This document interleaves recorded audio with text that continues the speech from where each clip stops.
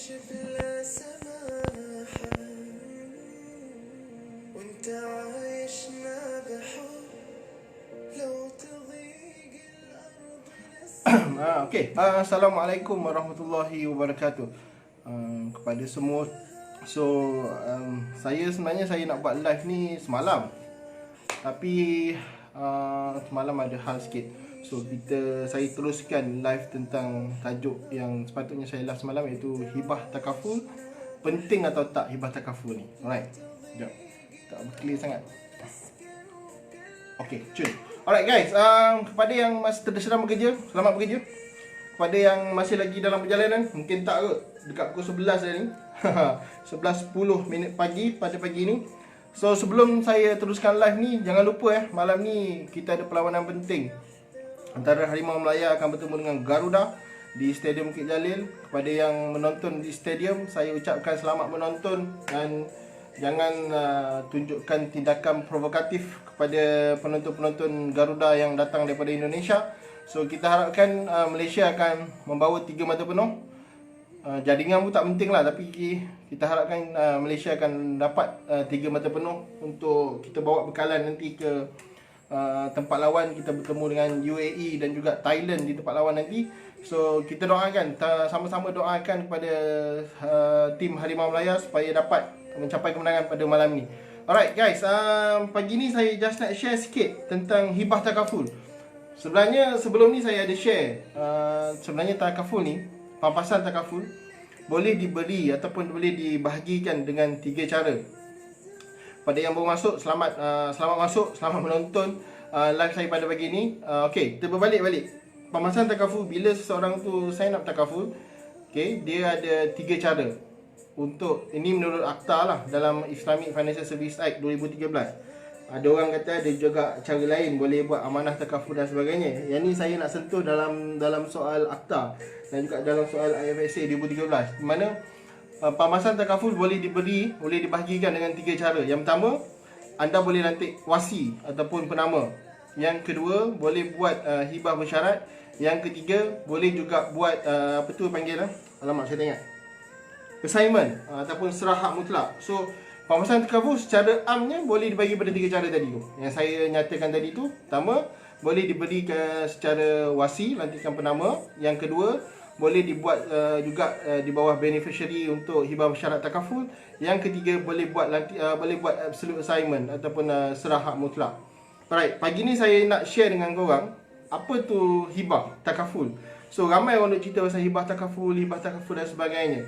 Sebenarnya hibah takaful ni bukan produk. Dia adalah salah satu cara pembahagian di bawah hibah bersyarat. Kalau korang tengok dalam IFSA 2013 lah, Akta Akta Perkhidmatan Kewangan Islam, IFSA, Islamic Financial Service Act 2013. So penting atau tak seseorang tu ada hibah takaful? Kalau tanya saya, penting lah. Sebab apa? Sebab yang pertama sekali, dalam bila seseorang tu sign up takaful, katakanlah dia sign up takaful 200,000.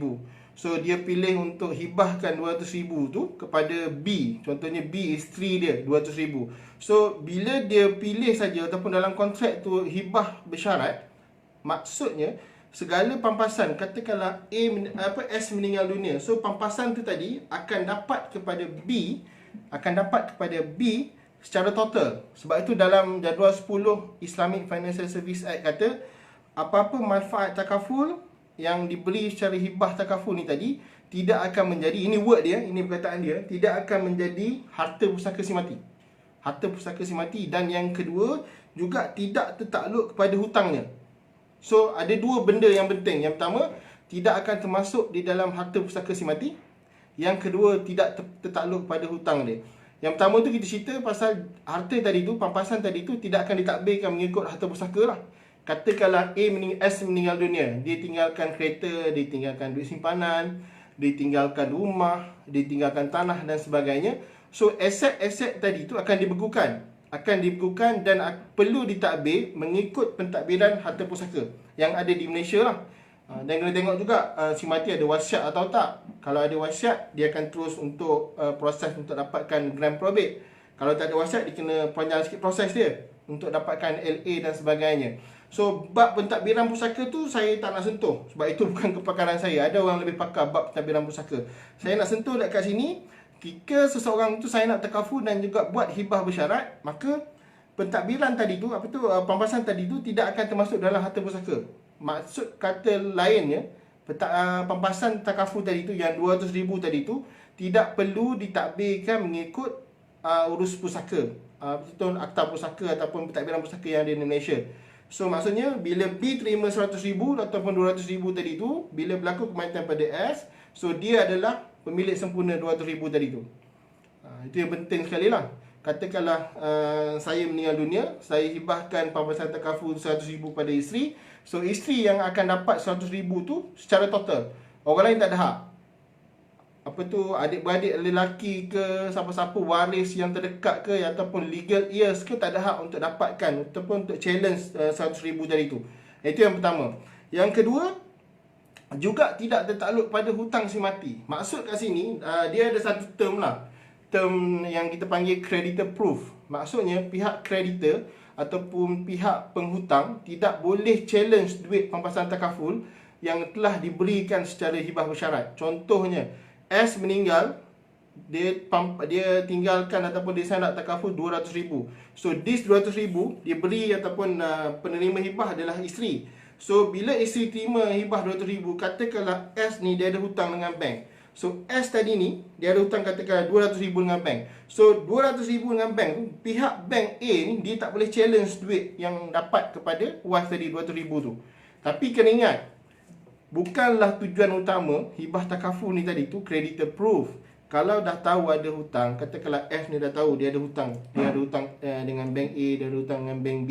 So make sure lah sebelum dia meninggal ataupun masa hidup ni tadi, dia dah sign up ataupun dia dah plan hutang-hutang yang ada dengan menggunakan produk takaful term ataupun produk takaful investment link dan lain untuk cover hutang-hutang yang ada, supaya tidaklah menjadi satu benda nantilah kau dah bagi hibah dekat isteri, lepas itu isteri pula kena selesaikan hutang kau.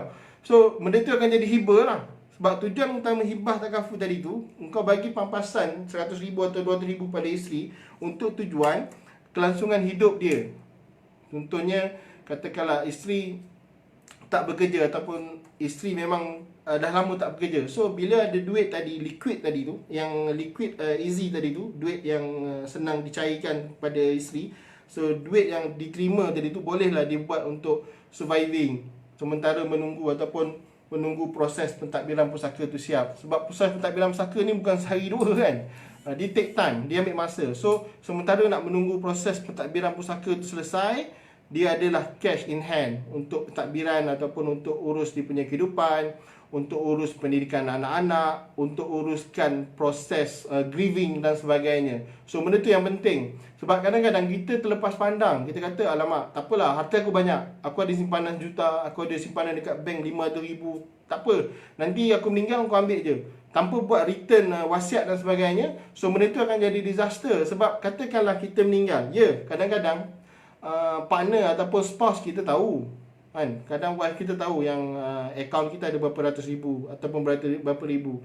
So kadang-kadang kita share kita punya kad ATM dengan wife tahu nombor password dan sebagainya. So boleh dikeluarkan, tak ada masalah. Cuma kena ingat, duit yang wife keluarkan tadi tu, maksudnya wife katakanlah kita dah meninggal, dia cepat-cepat pergi bank keluarkan duit, boleh keluarkan, tak ada masalah. Dari sudut prosesnya tak ada masalah. Cuma kena ingat, duit yang dikeluarkan oleh isteri ataupun waris kita tu adalah duit pusaka kita. So benda tu hak orang lain ada terhadap duit yang dikeluarkan tu. So itu kena ingat juga dari sudut pentadbiran pusaka. Itu bab lain yang saya nak cerita sekarang ni, macam mana ataupun penting atau tak seseorang, khususnya ketua keluarga lah, suami kena ambil hibah takaful kepada wife, supaya apa-apa terjadi pada kita, khususnya berlaku kematian dan sebagainya, so kita, wife ataupun isteri kita ni ada aset cair dalam tangan yang boleh digunakan dengan cepat. Supaya taklah kita dah meninggal, yelah kita dah ada kat dalam kubur dan sebagainya, benda tu soal lain. Yang soalnya orang yang masih hidup ni masih lagi memerlukan dana untuk meneruskan kelangsungan hidup. Right. So orang tanya saya, berapa sebenarnya yang patut saya ada? Ini soalan yang banyak juga orang tanya. Berapa yang sepatutnya kita ada? Kalau tanya saya, semaksimal mungkin lah. Dia berbalik-balik pada kita punya aliran tunai dan sebagainya. Tapi yang penting sekali, yang penting sekali adalah hibah takaful ni bukan produk. Itu yang pertama. Yang kedua, kena ingat, bukanlah kita dah sign up hibah, aku dah ada hibah takaful, aku dah ambil 200,000, 300,000 hibah takaful, dia dah selesaikan, ataupun pentadbiran pusaka, wasiat dan sebagainya aku tak perlu buat. Itu salah satu mitos yang sangat-sangat disaster. Kena ingat, bila kita dah ada sign up hibah takaful, urusan pusaka yang lain tu kena selesaikan juga. Wasiat kena buat, jangan tak buat. Okey, yang ketiga, yang penting juga adalah bila sign up hibah takaful, janganlah engkau aku dah sign up hibah takaful, aku pesan kepada isteri, kau selesaikan hutang aku yang 100,000 yang ada dengan bank A ataupun dengan penghutang yang lain. Benda tu disaster juga. Sebab bila katakanlah isteri dah terima 100,000, takkanlah 100,000 aku nak selesaikan hutang si mati. Sedangkan 100,000 tadi ni engkau bagi secara hibah. So hibah, lepas tu kau suruh dibayar balik hutang kau yang kau tinggalkan. Itu adalah salah satu method ataupun tool yang tak tepat. 100,000 bagilah kat dia secara hadiah. Dan kalau katakan kau tahu hutang kau yang lain, kau tahu ada hutang kereta, ada hutang rumah, ada hutang pendidikan dan lain-lain hutang, prepare ataupun rancang bahawa okey, hutang-hutang katalah ada hutang kereta 100,000, ada hutang rumah lagi 300,000. So make sure segala-segala hutang yang kau dah buat, yang kau ada tu protected ataupun dilindungi oleh takaful. Ambil plan term ataupun plan investment link yang ada, ataupun boleh juga ambil plan-plan yang murah yang ada dalam pasaran sekarang. Alright. So kalau ada any question, ada beberapa soalan, boleh tanya je, tak ada masalah. So saya just nak tunjuk dengan korang calculation simple calculation kejap, saya pusing jap.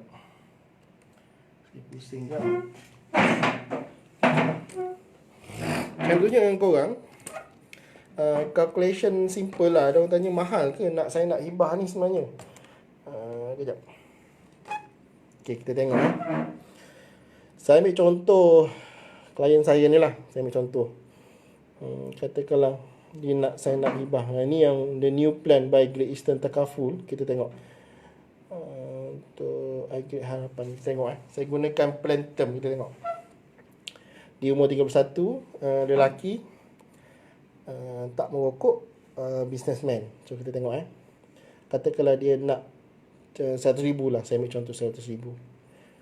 100,000 dia nak bayar bulanan. Berapa sebenarnya? 200,000 je. 200,000. Okay, kita tengok. Untuk coverage kematian 200,000, my client ni kena bayar as low as, tengok dia loading jap. Kita tengok berapa dia kena bayar. Tak mahal pun sebenarnya. RM46 je. So dia boleh create yang this one. Bila berlaku kematian RM200,000 ataupun berlaku kematian akibat kemalangan pun RM200,000. So itu contoh calculation yang ada. So this yang katakan manfaat takaful tadi yang boleh dihibahkan tu adalah this one lah, yang 200,000 ni tadi tu. So 200,000 ni boleh dihibahkan kepada sesiapa sahaja. Sama dia nak hibahkan kepada isteri ataupun hibahkan kepada orang lain pun boleh. Sebab dia tak kisah kau nak hibahkan pada sesiapa. Tapi yang penting buatlah perancangan nak hibahkan pada siapa, atas tujuan apa untuk kau hibahkan tu. Jangan pakai hibah yang nanti dia akan jadi hibah. Alright. So kalau ada apa-apa soalan boleh tanya je, tak ada masalah. So itu contoh calculation yang ada lah. Cuma macam yang saya cerita tadi lah, kalau kau nak ambil hibah takaful ataupun nak sign up takaful dan dihibahkan ni, make sure hutang-hutang yang ada tu dah dirancang dengan sebaiknya. Maksudnya ada coverage takaful, ada siapa yang akan ada protection lah untuk hutang rumah, untuk hutang kereta dan sebagainya. Supaya nanti bila korang buat sign up takaful yang special untuk dihibahkan kepada orang-orang tertentu, so dia takkan ada potential ataupun dia takkan ada kebarangkalian untuk gunakan duit yang dah dihibahkan tu untuk selesaikan hutang korang. Ataupun boleh juga guna teknik yang lain ataupun tool yang lain, which is amanah takaful. Yang ni nanti saya akan sentuh amanah takaful ni, dan saya akan jemput orang yang lebih pakar lah untuk bercerita berkenaan dengan amanah takaful, which is more comprehensive tool compare kepada hibah, compare kepada nantikan wasi ataupun buat absolute assignment tadi tu. Alright. So itu saja untuk pagi ni share saya tentang hibah takaful dan juga kepentingan dia. So kalau tanya saya, kesimpulan dia, hibah takaful ni penting untuk kita tinggalkan sesuatu yang sangat-sangat bermakna kepada orang yang kita sayang. Bukanlah maksudnya duit tu segalanya, tapi dia boleh buat sesuatu ataupun dia boleh meneruskan kelangsungan hidup tanpa bersusah payah, dan dia tak perlulah nanti nak meminta-minta dan sebagainya. Itu yang kita tak nak. Sebenarnya bukanlah soal duit. Soal duit tu is secondary. Yang primarynya adalah bila kita meninggal dan kita dah hilang ataupun terputus dengan segala urusan dunia ni, kita nak orang yang kita sayang tu boleh lagi meneruskan kehidupan tanpa perlu ada kesusahan dan juga kepayahan. Itu yang kita nak sebenarnya. Itu ultimate goal. Kalau tanya saya dan sebagainya, benda yang penting adalah kita nak peace of mind. Maksudnya bila kita meninggal ataupun apa-apa yang berlaku pada kita, kita tak perlu nak memikirkan suatu perkara tu secara teruk, ataupun orang yang kita tinggalkan tu tak perlu lagi menjalani kehidupan dengan cara yang teruk lah. So dia boleh menikmati kehidupan walaupun kita dah tak ada kan. So boleh juga guna duit tu untuk buat amal jariah dan sebagainya. At least bila kita meninggal, orang kita sayang tu ada dana untuk buat ataupun untuk meneruskan kelangsungan hidup. Okay guys, itu saja share saya pada pagi ini. Kalau ada apa-apa soalan, boleh contact saya, boleh telefon saya ataupun boleh PM saya kat Facebook. Sekadar itu saja sharing saya pada pagi ini. Sekian, Assalamualaikum warahmatullahi wabarakatuh.